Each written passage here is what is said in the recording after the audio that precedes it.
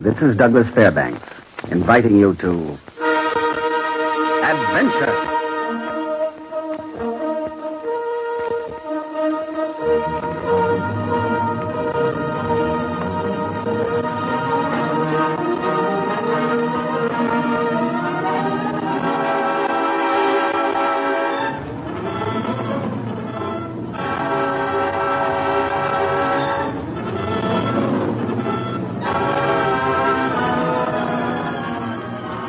Ladies and gentlemen, each week at this time you will hear Adventure, starring one of the world's foremost actors, whose very name is a synonym for adventure on the radio and on the motion picture screen, Mr. Douglas Fairbanks. Each week in this half hour, you will hear a complete story of adventure, tales rich in action, color, and excitement. Now, here is your host, the star of adventure, Mr. Douglas Fairbanks. Good evening. You needn't leave the warmth and comfort of your living room to be a buccaneer, a soldier of fortune, or a part-time Alibaba, if you like. The greatest authors of the world have fashioned stories for us. And in this 30 minutes, we shall travel much among the realms of gold. We shall transport you to scenes of wonder and daring where swords clash and where ladies are lovely and enchanting, as they always should be, and where danger hides in the shadow around the next turn of the road. Tonight's tale of adventure was written by the famous American novelist Booth Tarkington, and it takes us back 2 centuries where we find a young nobleman of Paris writing a letter addressed to you who live in the age of airplanes and motor cars. His name, Monsieur Beauclair.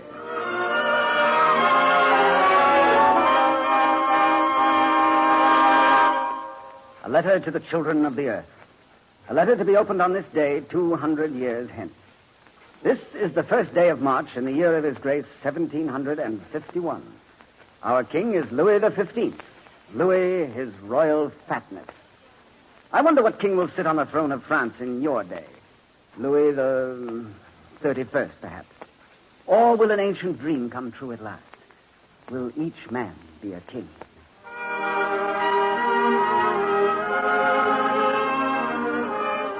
I am Louis-Philippe de Valois, Duke of Orleans, first Prince of the Blood Royal, Knight of the Golden Fleece, and, a long line of other fancy titles too numerous to mention. But I prefer to walk the streets of Paris not as a clattering assortment of titles, but as a man. So I call myself Monsieur Beauclair. This did not please my cousin, his royal fatness. We are most displeased with you, cousin. Why should the best-looking young buck of our court go poking around the back alleys of Paris, assuming a name which might belong to a baker or a barber? Well, shall I stop up my eyes and ears, Your Majesty, and pretend the whole world consists of pink marble villas and silver snuff boxes? Silence. Yes, Your Majesty. I shall close my mouth, along with my ears and my eyes. If you were not one of the favorites of our court, my boy, I would exile you for impertinence. Instead, we offer you an attraction which should please your young heart. We've arranged for your marriage to Mademoiselle la Princesse de Beauclair, our cousin, the lovely Henriette. Well, does that not please you? Well, cousin? You are the king, and you have spoken. This would make you forget this masquerade as Monsieur Beauclair, huh?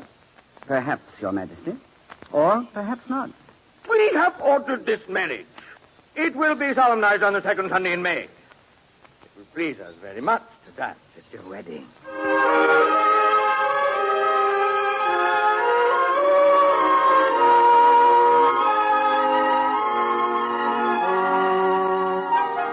Perhaps in your day it'll be different, and men will travel paths of their own choosing.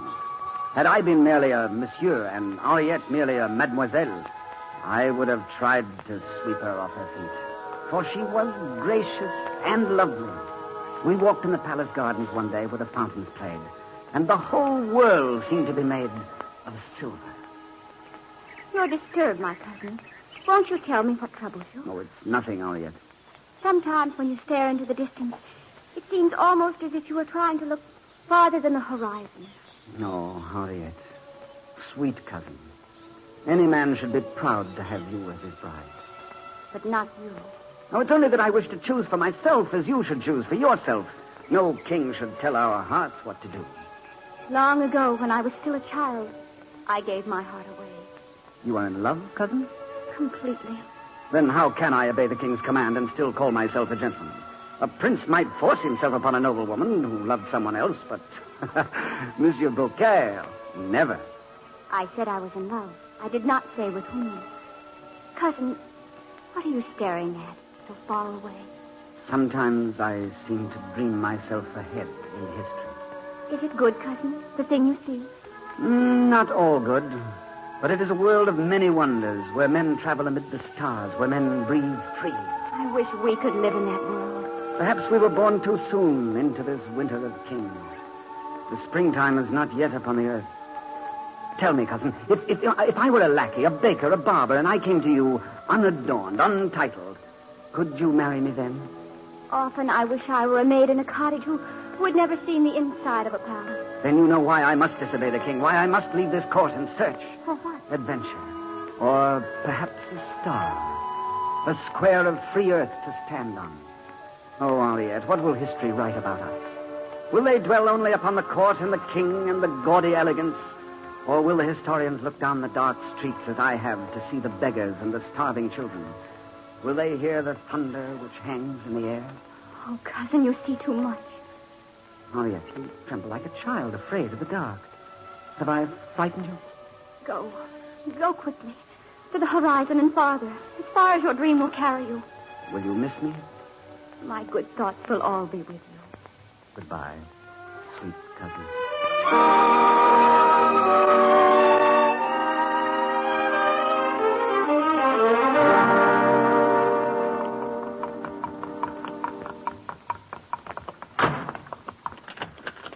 My friend, what are you doing here? The king's guards were at my heels.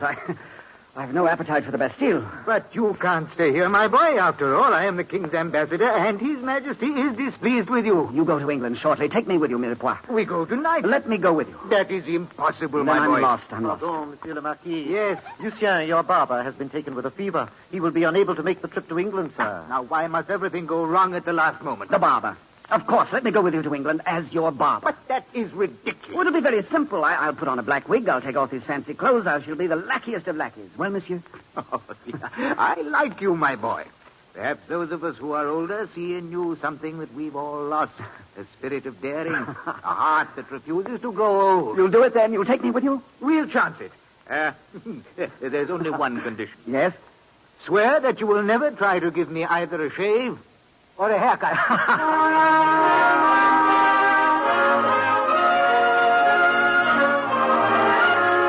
And so I traveled to England as Monsieur Beauclair, barber to the ambassador. The Marquis moved in the most fashionable circles, and I was suddenly sad that my circles were so far beneath his. Why? Because I found a star. Isn't it strange how one face can change your life? I saw her one day, golden-haired, an angel of heaven. Her name? The Lady Mary Carlisle, as distant and cool and lovely as a star. But to London society, I was merely a barber, a lackey. I had to find a way to meet her, to be with her, to be in the same room with her, in the same world with her. And so, in a back room, I began to play cards with the dandies of the town.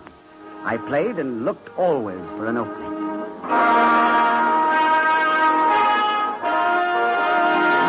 Monsieur le Duc, I have played my cards honestly. But you, see, I pluck a card from your sleeve. You have cheated me at a simple, sociable game of cards. You devil, how dare you speak to me like that? I speak only the truth, Monsieur le Duc. Here is the card. There is your sleeve. They did not walk toward each other. What do you intend to do about it? Would it not be a disgrace to your social position if it got about the Duke of Winterset had a card up his sleeve? What man of fashion would believe a barber? Who will believe you? I have a reputation for honesty, monsieur. You are suspect. Whispers have been going around that you play cards with me only because no one else will trust you. But if I should also call you a cheat... Dog, devil, gutter snipe. How do you do? My name is Monsieur Beauclair. I'm charmed. You can't do a thing. I have the ear of my master, the Marquis de Mirepoix. I need only whisper to him, and all of Britain will soon know of this incident. What do you want? Money? No. I want to be your guest tonight at the court ball. Oh, And you are going to introduce me to the Lady Mary Carlisle. you must be out of your mind, sir. Lady Mary Carlyle, of all women alive, would prefer the devil to a man of no birth. And everyone knows Beauclair is a barber. And I shall change. See? I remove this wig, so. And I shall shave off my mustache like a good barber. And I shall go as... what should it be, Monsieur le Duc? Shall I go as a vicomte, a marquis, what? Out of a compliment to you, I shall be a duke. No. Le Duc de Chateaubriand. That'll do fine. It can only come to disaster. Perhaps. Perhaps not. My longings go beyond mere longings. In France, one may adore a woman. Alas, one must worship the Lady of England.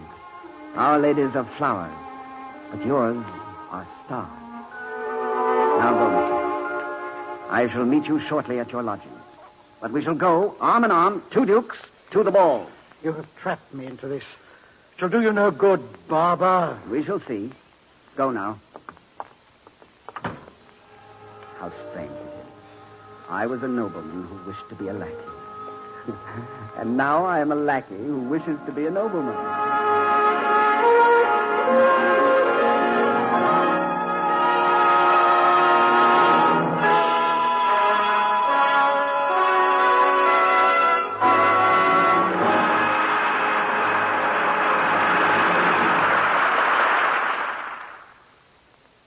Here's the second act of Adventure, starring Mr. Douglas Fairbanks in Booth Tarkington's Monsieur Beauclair.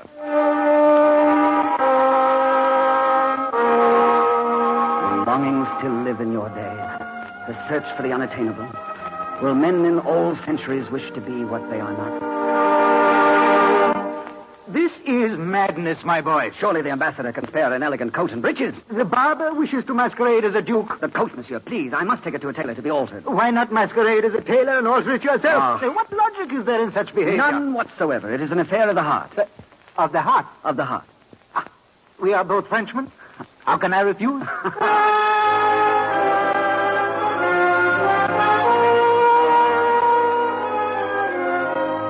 A gold-braided coat, satin knee breeches, and the barber was a nobleman again. How easy the transformation from Monsieur Beauclair to Le Duc de Chateaubriand.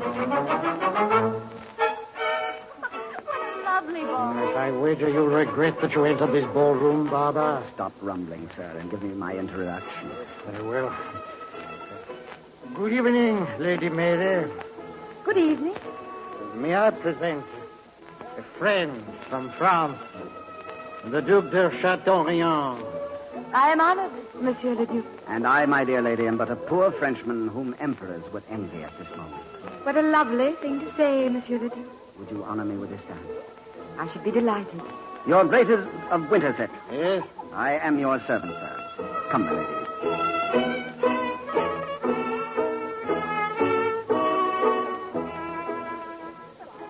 How dazzlingly beautiful you are, dear lady.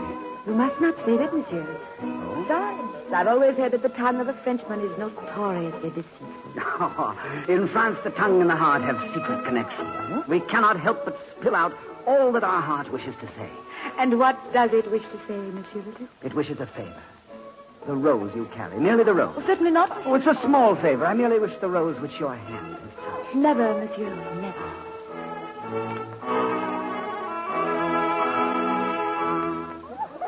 The dance is over. The rose? There. Thank you. Thank you, beautiful lady. I shall dream all night of red, red roses. Farewell. A rose lasts only until morning, Monsieur Beauclair. Oh? Do you think so, Winterset? And the rose is an unlucky color, I think. Does it not remind you of the color in the veins of a Frenchman? You've cut enough throats, barber, to know the color of blood.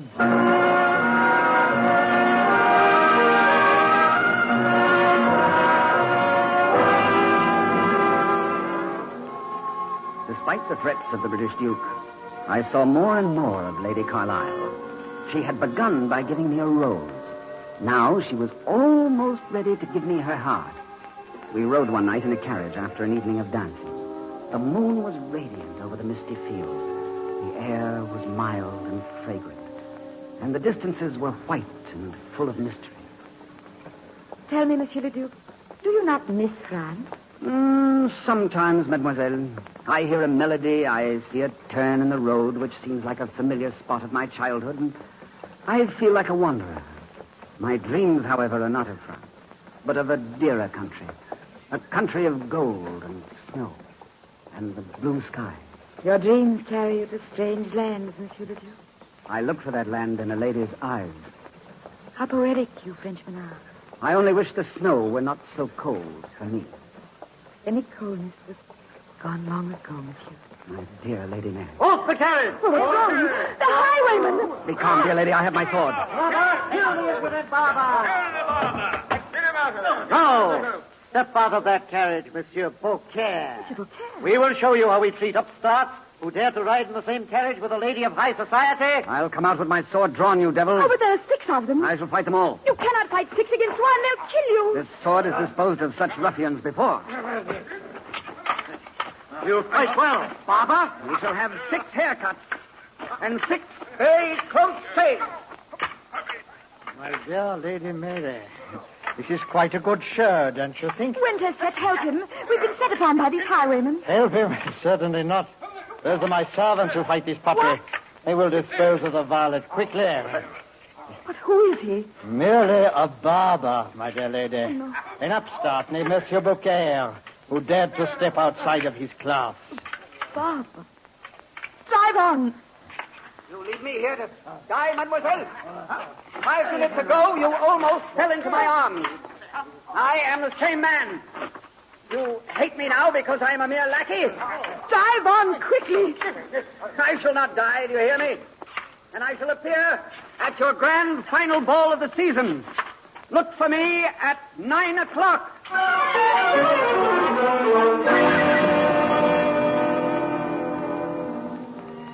My Lord Duke of Winterset, do you think he'll really appear at the ball? It is precisely 9 o'clock. I assure you he will not appear.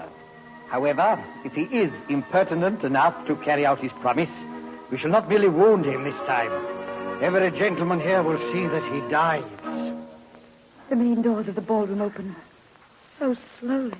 His Excellency, the French ambassador, the Marquis de Mirepoix. I thought for a moment it was the other Frenchman.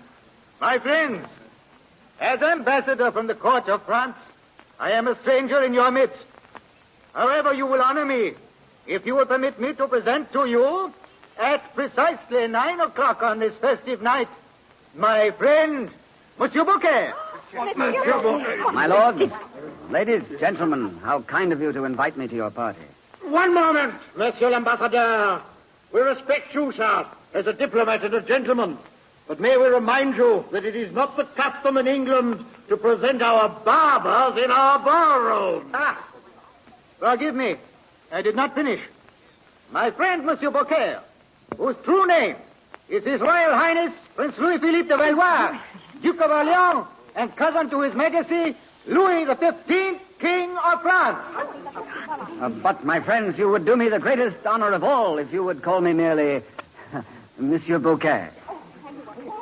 For a man, my friends, is not his father nor his ancestors, but himself. And now, my friend, Monsieur le Marquis, I believe our business is finished here. I have kept my appointment. Oh, one moment, my boy. I have not had the opportunity to tell you of a message I have just received from France. Oh? His Majesty has heard the entire charming tale of your masquerade, and I am told that his laughter shook the chandeliers. No, he wants you to come home. Under what condition? You may do as you like. He no longer orders you to marry the Princess Henriette. Ah. Then I shall return to France. And if she will have me of her own choice, I shall marry Henriette. Monseigneur, can you forgive me? I made a grievous mistake. There's nothing to forgive, Lady Mary. But I wish you less of the English winter in your heart. As for you, my dear Duke of Winterset, may you cheat at cards. But be very careful how you play the game of life. And for what stake.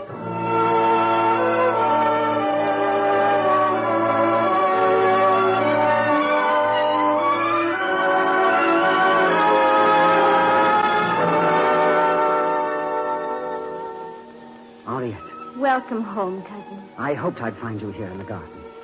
Oh, cousin, sweet cousin. I've looked toward the farthest horizons, but I never really looked into your eyes. What do you see there? Blue skies and tiny flecks of gold. Henriette, you told me once that you'd given your heart away. Completely, cousin. Who is the man so fortunate? You know him well. Oh? He's a barber named Beauclair. Oh, Henriette. My darling. I thought we were born too soon. But each of us must live in our own time. We must do what we can. We must love our fellow men, be they barons or barbers, kings or stable boys. Then one day, the dream will come true.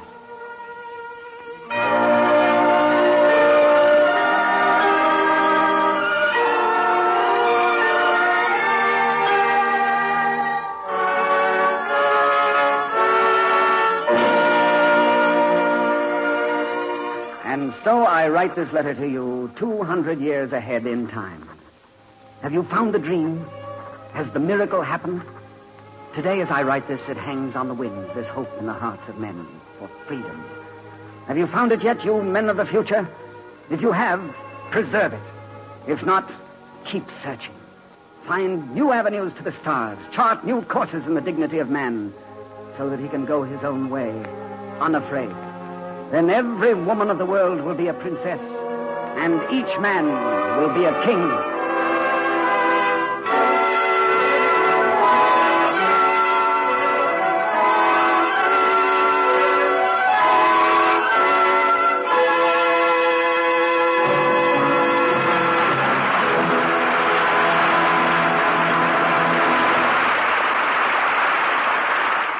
You have just heard the first in a new series called Adventure, starring Mr. Douglas Fairbanks. Tonight's adventure, Booth Tarkington's Monsieur Beauclair, was dramatized by Lawrence and Lee. Now here again is Mr. Fairbanks. We have a storehouse of adventure waiting for you in the weeks to come. Next week, we shall haul up the Jolly Roger to bring you the startling story of the pirate Jean Lafitte. The following week, I shall be the Scarlet Pimpernel, who slipped so easily past the shadow of the guillotine. And some foggy night, you may expect me to come calling as the haunted captain of the Flying Dutchman. And it'll be our pleasure to bring you such adventures as the Corsican Brothers, the Prisoner of Zenda, and the Man in the Iron Mask. You'll join us in a dungeon of the Chateau d'If, in a diamond mine of South Africa, or in the craggy cliffs of the lost Atlantis. We hope to intrigue you, surprise you, frighten you a little, perhaps, but always to entertain you, as we seek together the thrill of adventure